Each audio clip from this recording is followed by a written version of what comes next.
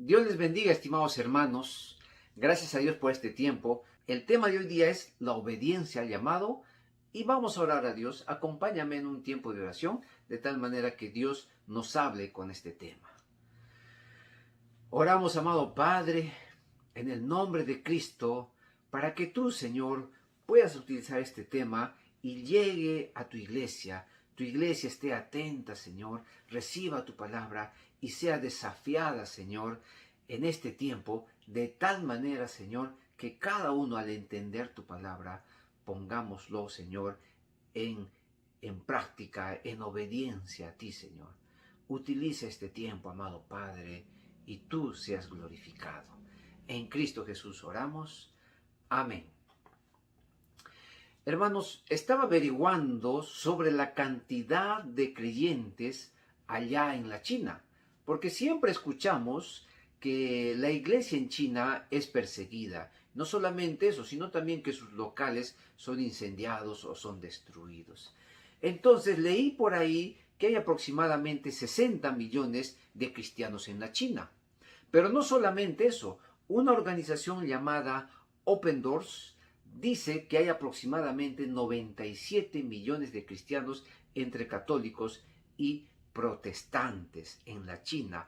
Ahora, ¿cómo es que se inició toda esa cantidad de creyentes? ¿Quiénes fueron a predicar por primera vez? ¿Quiénes fueron los misioneros allí en la China? Uno de ellos fue Hudson Taylor.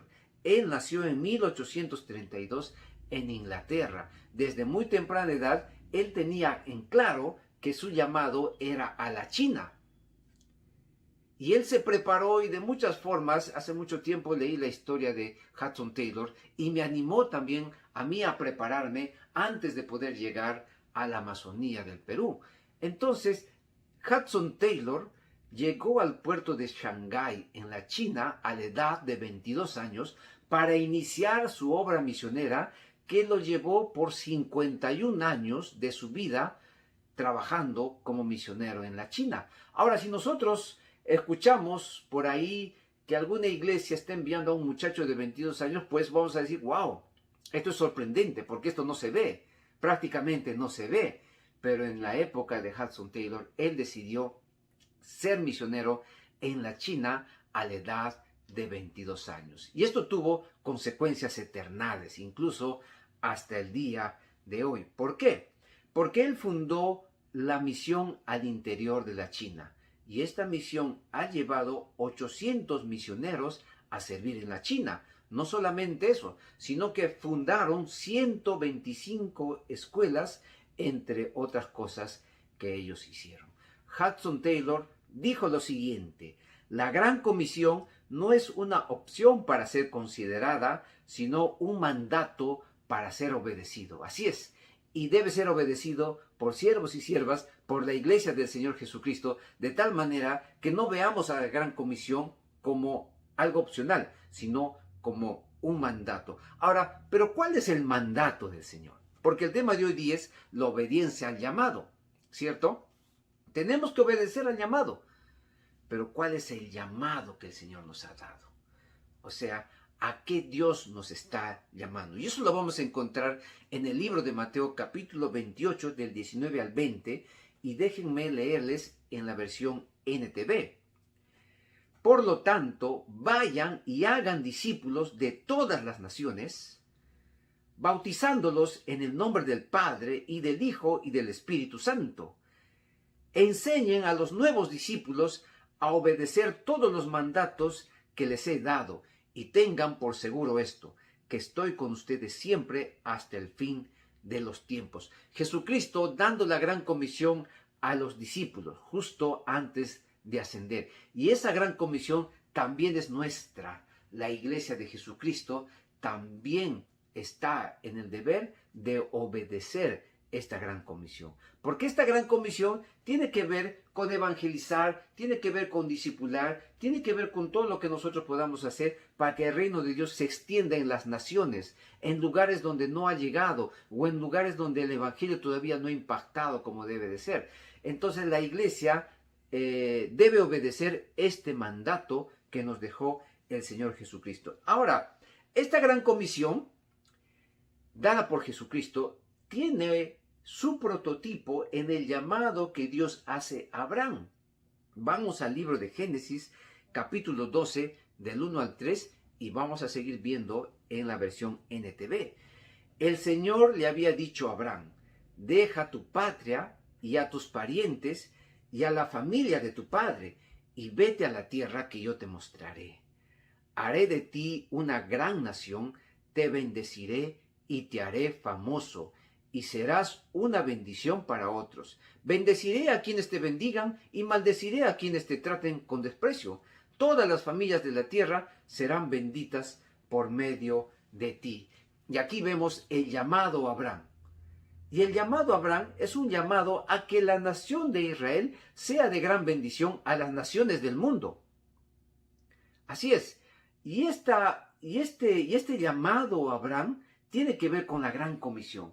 Porque la Gran Comisión, el mandato es que la iglesia sea de gran bendición a las naciones a través del discipulado. Ya vamos a hablar del discipulado en más profundidad, pero tanto el llamado a Abraham, que es el prototipo al mandato de la Gran Comisión que Dios hace a su iglesia, tiene que ver con salir y ser de bendición a las naciones. Discipulado, transformación, impacto, de tal manera que en Cristo Jesús las naciones puedan ser bendecidas, puedan ser salvas y a la vez también puedan transformar su sociedad. Así es, porque el discipulado te lleva a eso. Entonces, desde el inicio, Dios tenía en mente a las naciones para que estas naciones sean reconciliadas con Él. Entonces, el llamado que Dios nos hace es salir de tal manera que nosotros podamos dar testimonio de Cristo también a través del discipulado y las naciones puedan ser transformadas. Y esto no solamente con la iglesia, sino también viene incluso desde atrás, desde el llamado que Dios hizo a Abraham. Entonces hay un llamado de Dios a su pueblo a salir. Y salir tiene que ver con dejar y cumplir con la misión encomendada que tiene que ver con discipular a las naciones, o sea que estas naciones sean bendecidas. Ambas comisiones, la de Abraham, la de la iglesia, tienen que ver con un resultado en las naciones, o sea que desencadenan en las naciones, porque son las naciones las que necesitan de Cristo. Porque Cristo dice en Mateo 9:36, y al ver las multitudes, tuvo compasión de ellas, porque estaban desamparadas y dispersas como ovejas que no tienen pastor. Así es, y al ver las naciones de cómo se encuentran, Dios no es pasivo, sino Dios es proactivo y demanda a su iglesia para que ésta salga y disipule, haga algo por estas naciones que están como ovejas sin pastor. Ahora, este llamado que Dios hace se pudiera confundir con un llamado de evangelizar. Es cierto que tenemos que evangelizar, pero el llamado es mucho más amplio porque el llamado tiene que ver con discipular y discipulado tiene que ver con lo que Cristo hizo en la vida de las personas. Tomó a ciertos personajes que un rabí no tomaría en ese tiempo. Los tomó y a través de un proceso de discipulado, dentro de ello la evangelización, la enseñanza de la palabra, el acompañamiento, la transferencia de vida, lo que Cristo hizo, justamente eso desencadenó a que estas personas pudieran asumir la gran comisión, pero en base al ejemplo que Jesucristo ya les había dado. Entonces Jesucristo da el mandato a la iglesia, no solamente de evangelizar, sino de discipular, porque el discipulado tiene que ver con la transformación del ser humano. Entonces, estamos llamados a salir y discipular porque las naciones justamente están como ovejas sin pastor y necesitan de Cristo. Cuando hablamos de naciones, y esto es importante recalcarlo, cuando hablamos de naciones, estamos hablando de un grupo humano. Estamos hablando de gentiles que forman un grupo humano, pero este grupo humano tiene la característica de ser un grupo etnolingüístico, o sea, con su lengua, con su cultura, no solamente con eso, sino también con sus propias artes, con su propia música, negocios, leyes, o sea, todo lo que forma parte o lo que hace a este grupo. Entonces Dios en Jesucristo nos manda que vayamos y hagamos discípulos a estas naciones. El llamado es a discipular a ese nivel, al nivel de lo que en realidad es el ser humano, de tal manera que las naciones puedan ser transformadas. Podemos evangelizar, pero el llamado es mucho más amplio, mucho más profundo, de tal manera que las naciones puedan ser transformadas. Ahora este llamado que el Señor nos hace, tiene un nivel o tiene un alcance horizontal y un alcance vertical. El alcance horizontal tiene que ver con el evangelismo, tiene que ver con evangelizar, y lo encontramos en Hechos 1:8.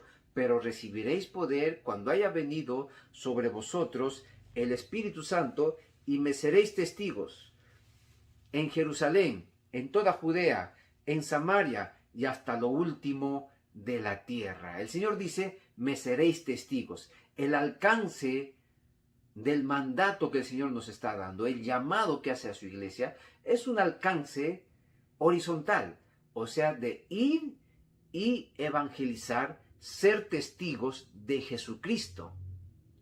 Este es un alcance horizontal, el evangelismo. Pero como lo que Dios quiere es transformar las naciones, también tiene un alcance vertical. Y este alcance de verticalidad, de profundidad, tiene que ver con el discipulado, porque ya habíamos leído en la Gran Comisión que el Señor Jesucristo dice, vayan y hagan discípulos de todas las naciones. El discipulado tiene que ver con profundizar en la vida de la persona, de tal manera que esta persona pueda ser transformada por el poder de Jesucristo. Al conocer a Dios pueda tener una adoración verdadera.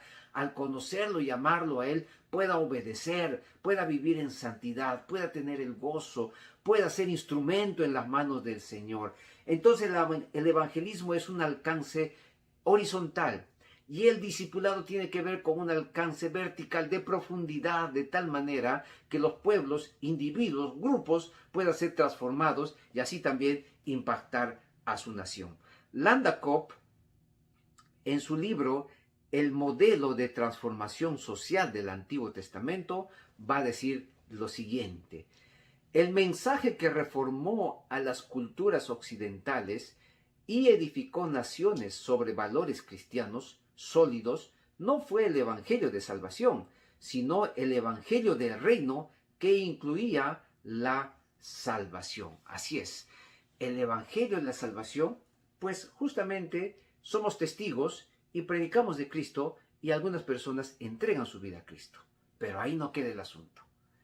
El llamado que Dios nos hace es un llamado a discipular, porque el discipulado, la transferencia de vida, el transmitir tu cristianismo, tu amor a Dios, el estar con la persona, es lo que va a hacer que esa persona pueda ser transformada por el Señor. Eso tiene que ver con el evangelio del reino, como dice Landakop. El evangelio del reino es el modelo de transformación a través de la obediencia del pueblo de Dios al llamado de evangelizar y discipular las naciones. Veamos el ejemplo de Haití.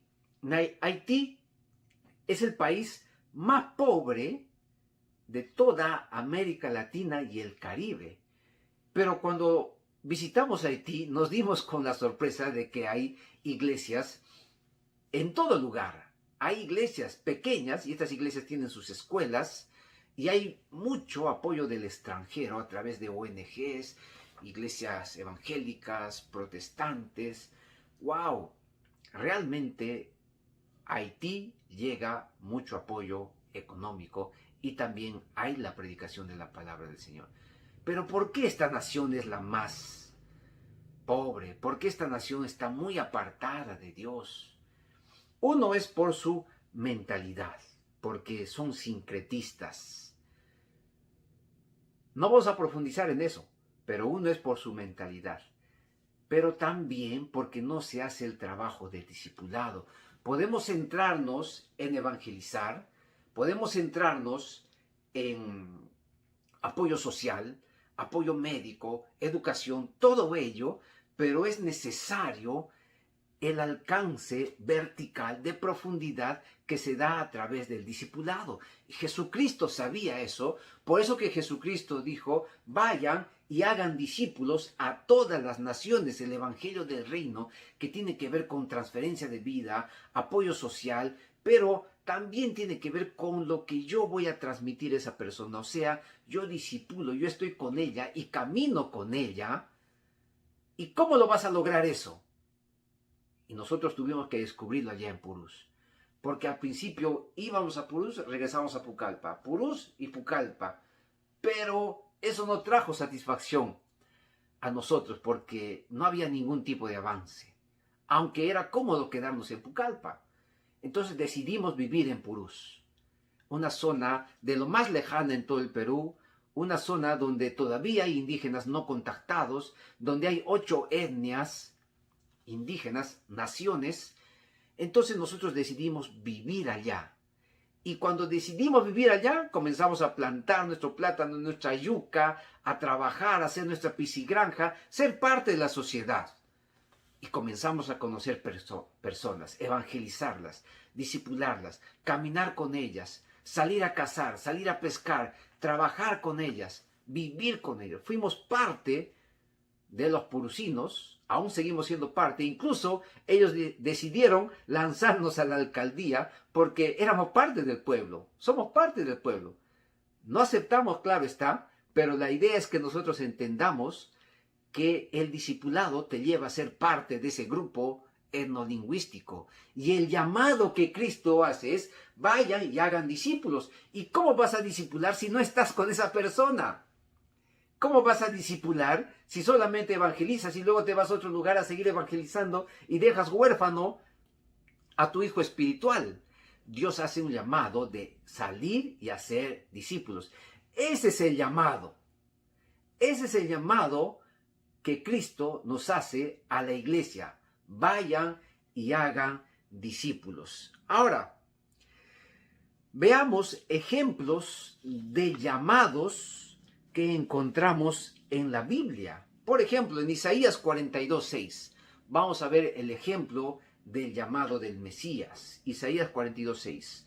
Yo, Jehová, te he llamado en justicia, y te sostendré por la mano, te guardaré y te pondré por pacto al pueblo, por luz de las naciones. Esta profecía hace referencia al llamado del Mesías dado por Dios. Y queda implícito que también es un llamado al pueblo de Israel. Pero ¿qué encontramos en este llamado y en este versículo? Dice, y te pondré por pacto al pueblo, por luz de las naciones. Encontramos un propósito. Dios cuando llama, te da un propósito. Después, dice, y te sostendré por la mano y te guardaré. ¿Qué encontramos? Encontramos que Dios nos da una promesa, porque sabe que necesitamos de su palabra, de tal manera que su palabra nos sostenga. Entonces, cuando Dios llama, en este ejemplo, el llamado del Mesías, encontramos un propósito y encontramos una promesa. Ahora veamos el ejemplo del llamado de Abraham. Génesis 12, del 1 al 4, dice así, pero Jehová había dicho a Abraham, vete de tu tierra y de tu parentela, y de la casa de tu padre a la tierra que te mostraré, y haré de ti una nación grande, y te bendeciré, y engrandeceré tu nombre, y serás bendición. Bendeciré a los que te bendijeren, y a los que te maldijeren, maldeciré, y serán benditas en ti todas las familias de la tierra. Y se fue Abraham como Jehová dijo. Ahora, Dios le dice a Abraham que deje Ur de los Caldeos, donde él vivía. Y encontré un dato de lo más interesante. porque dejar Ur de los Caldeos era como dejar la Molina e irse a un pueblo totalmente sin comodidades, un pueblo lleno de naciones paganas, de idolatría, a un pueblo totalmente contrario a la Molina, por decir un ejemplo. Entonces el llamado que Dios estaba haciendo a Abraham era un llamado de renuncia, o sea, un nuevo inicio. Y no todos estamos dispuestos a un nuevo inicio, ¿cierto? Y más todavía si Abraham era una persona rica y acomodada en Ur de los Caldeos. ¿Qué encontramos en este llamado? Entonces Dios le dice, serán benditas en ti todas las familias de la tierra. Allí hay un propósito de Dios. Un propósito de Dios que luego nosotros mismos adoptamos, pero inicialmente es el propósito de Dios, porque después le está comunicando a Abraham. Serán benditas en ti todas las familias de la tierra. O sea, que las familias iban a ser bendecidas en la descendencia de Abraham, que es en Cristo Jesús, de tal manera que ellos puedan tener salvación y transformación. Eso es lo que Dios desea. Entonces, allí hay un propósito. Y recuerden que también hay un propósito en el llamado que Dios hizo al Mesías. Ahora, pero también Dios le dice a Abraham, haré de ti una nación grande y te bendeciré y engrandeceré tu nombre y serás bendición. También hay una promesa de Dios a Abraham. Así es, Dios lo iba a bendecir. Y esta bendición tiene que ver con protección. La protección que Dios nos da. Porque recuerden que está dejando su comodidad, su lugar, donde él había establecido, había vivido, ahí estaba su familia, y se va a un lugar que él no conocía, pero a un lugar, un contexto totalmente distinto. Nos habla de renuncia, pero hay una promesa. El Señor lo iba a bendecir, o sea, lo iba a proteger. Miremos otro ejemplo, por favor. El ejemplo del apóstol Pablo en Hechos, del versículo 15 al versículo 18. Dice así. Yo entonces dije, ¿quién eres, Señor? Y el Señor dijo, yo soy Jesús, a quien tú persigues. Pero levántate y ponte sobre tus pies, porque para esto he aparecido a ti, para ponerte por ministro y testigo de las cosas que has visto y de aquellas en que me apareceré a ti, librándote de tu pueblo y de los gentiles a quienes ahora te envío, para que abras sus ojos, para que se conviertan las tinieblas a la luz y de la potestad de Satanás a Dios, para que reciban por la fe que es en mí perdón de pecados y herencia entre los santificados. El llamado que Dios estaba haciendo al apóstol Pablo, si tuviéramos que resumirlo en una palabra, sería renuncia. Renuncia. Pablo renunció a mucho para hacerse portador de las buenas nuevas. Renunció a todo lo que un judío en su época podía aspirar. Él renunció. ¿Qué encontramos entonces en el llamado de Dios a Pablo? Encontramos un propósito y encontramos una promesa. Leamos el propósito. Para que abra sus ojos, para que se conviertan de las tinieblas a la luz y de la potestad de Satanás a Dios. Allí hay un propósito que Dios le está dando a Pablo. Pero también encontramos una promesa, librándote de tu pueblo y de los gentiles a quienes ahora te envío. Ahora, ¿qué hay de común en todos estos llamados? El llamado del Mesías, el llamado de Abraham, el llamado a Pablo que Dios está haciendo. Encontramos en común lo siguiente, que hay un propósito. Una nueva visión de la vida que te mantiene proactivo para lograr la meta dada por Dios. O sea, este propósito que Dios comparte con sus siervos, con la iglesia, tiene que ver con una nueva visión que nosotros tenemos, no como antes, cuando nosotros no éramos cristianos y teníamos nuestra propia visión, nuestros propios sueños. Pero ahora recibimos el llamado y tenemos una nueva visión, una nueva manera de ver el mundo, para alcanzar los propósitos de Dios, para cumplir la gran comisión. Eso es lo que Dios quiere que nosotros tengamos en mente y vivamos conforme a eso, conforme a esa meta, conforme a ese propósito. Y muchos dirán, pero ¿cómo lo voy a lograr? ¿Cómo lo voy a hacer? Ahí está la promesa del Señor. En todo llamado hay un propósito que Dios nos da y una promesa que el Señor nos da porque Él sabe de nuestros temores, Él sabe que vivimos por vista, Él sabe todo eso, pero nos da su palabra y su palabra es la que nos sostiene. Así es. Entonces encontramos en común que hay un propósito en el cual también subyace la soberanía de Dios, porque Él da sus propósitos a nosotros. No son nuestros propósitos, aunque después lo asimilamos y lo hacemos nuestro, pero ese propósito viene de Dios, de su soberanía. Una promesa, necesitamos una promesa, así como el niño necesita el aliento del Padre. Necesitamos la promesa del Señor y el Señor nos da en su palabra. Ahora, ¿qué más encontramos en común en estos llamados? Que Dios llama con su palabra, que Dios llama a quien Él quiere, que Dios al que llama lo forma. Finalmente, ¿qué más vemos en estos llamados? Vemos obediencia de los que han sido llamados. Y ahí ya estamos entrando a la parte central del tema, la obediencia al llamado. Encontramos obediencia de parte de los siervos al llamado de Dios. No solamente a los que van a salir, sino a la iglesia, la gran comisión, a la iglesia, salir y hacer discípulos a todas las naciones, a la iglesia. Entonces, hay obediencia de aquellos siervos que han sido llamados. La obediencia que nosotros encontramos de los siervos de Dios es como una bisagra. Así es. La obediencia es la bisagra que une el llamado de Dios con el cumplimiento de su misión. O sea, la bisagra que une es la que va a unir el llamado de Dios y el cumplimiento del mandato del Señor. La obediencia es la bisagra que une el llamado con el cumplimiento. La bisagra es la que une el llamado que Dios nos está haciendo con el cumplimiento de su iglesia. Allí en medio está la obediencia. La obediencia al mandato del Señor va a glorificar a Dios.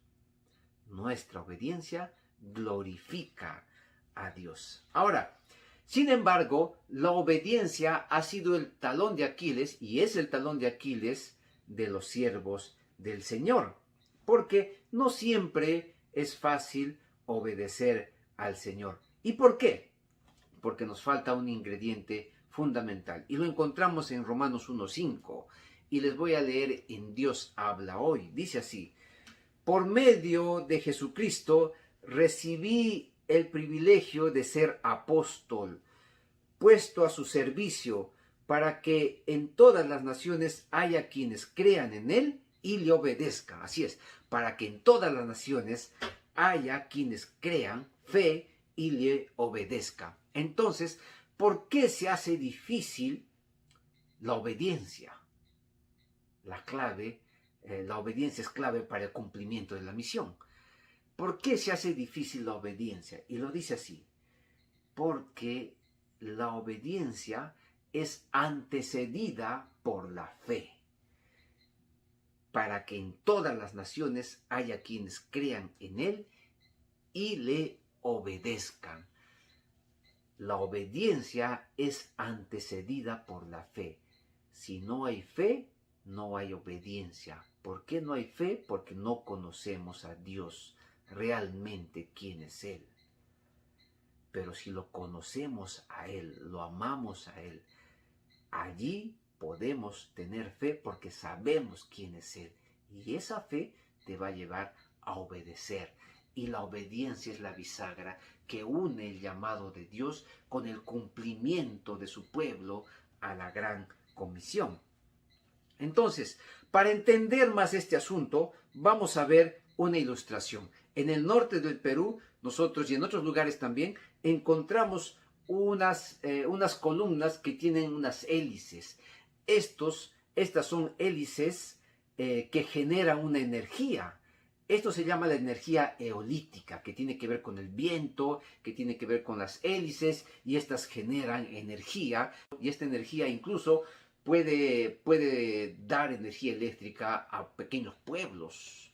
Ahora, esto me hizo pensar en lo siguiente, que la fuerza del viento, y ahí vamos a ver un gráfico, que la fuerza del viento es la fe. El movimiento de la hélice es la obediencia. Y la energía viva que sale de ese movimiento es las consecuencias eternales producidas por Dios, o sea, la transformación individual y colectiva. Vayan y hagan discípulos. Entonces tenemos la fe, que es la fuerza del viento. La obediencia es el movimiento de la hélice, pero que es movida por la fe. Y esto produce una energía que puede sostener incluso a pueblos. Y esta energía viva son las consecuencias eternales producidas por la fe y la obediencia. Y eso tiene que ver con transformación. Recuerdo en Purús cuando llegamos, pasamos meses y meses sin energía eléctrica. Y cuando llegó la energía eléctrica había 3 horas. Y en esas 3 horas tenías que cargar tu celular. En esas 3 horas tenías que hacer muchas cosas. Pero ahora ya hay casi todo el día. Y probablemente ya va a haber las 24 horas porque han puesto justamente otro tipo de energía. Va a haber casi ya las 24 horas. Y esto realmente causa alegría. ¿Por qué? Porque podemos tener congeladora. Y en la congeladora puedes guardar tus verduras, tu carne. Antes comprabas carne, inmediatamente ese día lo tenías que acabar porque ya se malograba.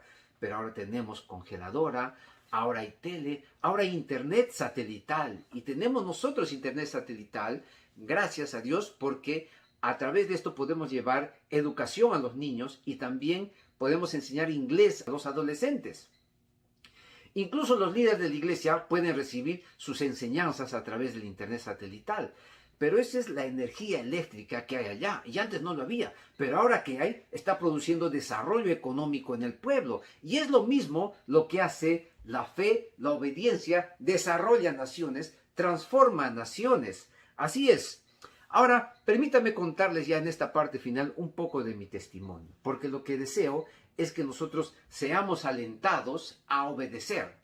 Fe, obediencia, consecuencias eternales. Cuando Dios me llamó, yo estaba trabajando en la aviación policial ya casi 15 años.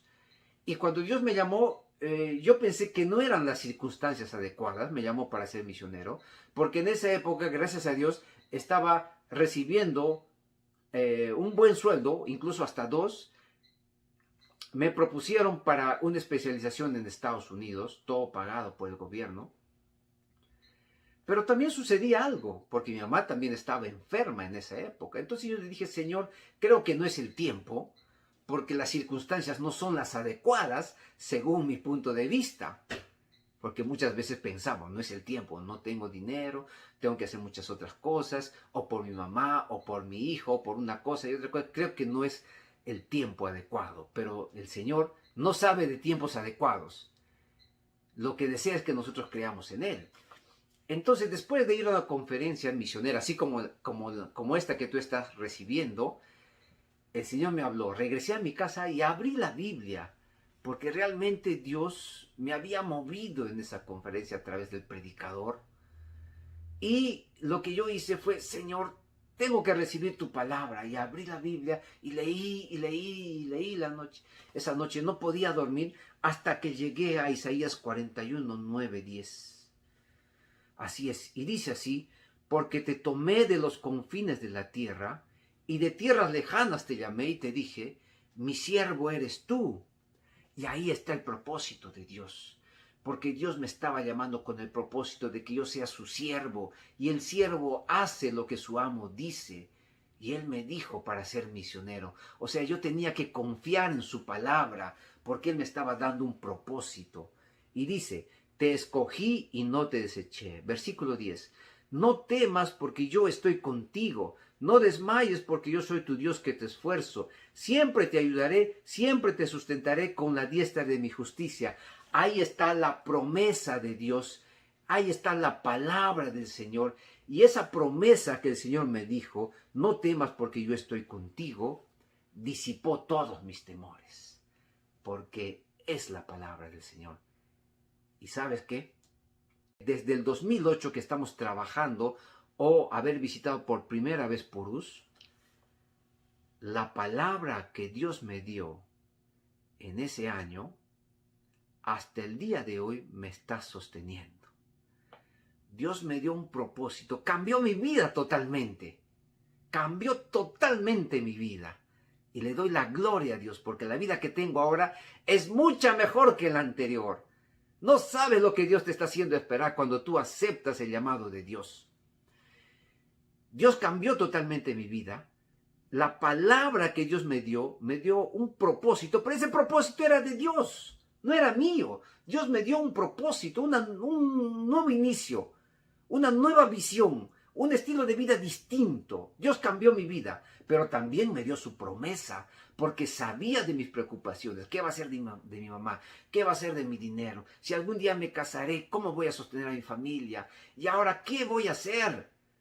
Pero ahí está la promesa de Dios. Y la promesa de Dios me acompaña y me seguirá acompañando toda mi vida, porque Él me dijo, porque yo soy tu Dios que te esfuerzo, siempre te ayudaré, siempre te sustentaré con la diestra de mi justicia.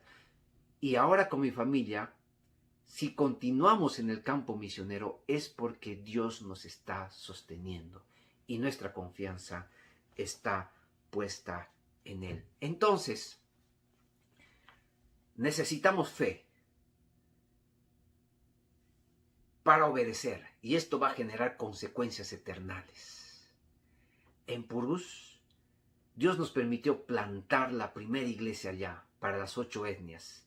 Después de 6 años de trabajo, bautizamos a las primeras personas. Fue complicado, enfermedades, muchas cosas. Muy complicado, pero Dios nos sostiene. Esta iglesia de Purús ahora tiene una iglesia hija. Compramos un terreno y gracias a Dios la iglesia de Purús compró ese terreno, adecuó una casa y ahora allá se están congregándose en una nueva iglesia, IBC La Colina. Y quienes están pastoreando esta iglesia son los discípulos que Dios nos permitió discipular. Transferencia de vida. No solamente evangelizar, sino vivimos en Purús y allí discipulamos. Y a los que discipulamos, ahora ellos están pastoreando la IBC en La Colina y ellos están levantando una tercera generación de discípulos. Hemos salido a Pucallpa y ahora nosotros estamos plantando una tercera iglesia, Iglesia Bíblica Cristiana de Yarinacocha, porque deseamos que esta iglesia sostenga la IBC en Purús, las iglesias en Purús, pero también se expanda a toda la Amazonía. Y Dios nos dio esta nueva visión de que como iglesia base aquí en Yarinacocha nos expandamos a toda la Amazonía del Perú. ¿Pero por qué una iglesia más? Lo que el Señor nos dijo es, quiero una iglesia viviendo en santidad. Entonces cuando tú tienes fe, conoces al Señor, amas al Señor, tienes fe, va a haber una obediencia. Y el resultado va a ser consecuencias eternales. Y Dios te quiere usar. Levántate, siervo. Levántate, iglesia. Obedece al Señor en fe, porque Él te va a sostener y nunca te va a abandonar. Dios nos está llamando a continuar con la obra que Jesucristo nos mandó. Y requiere de ti fe, requiere de ti obediencia al llamado. Y las consecuencias serán eternales.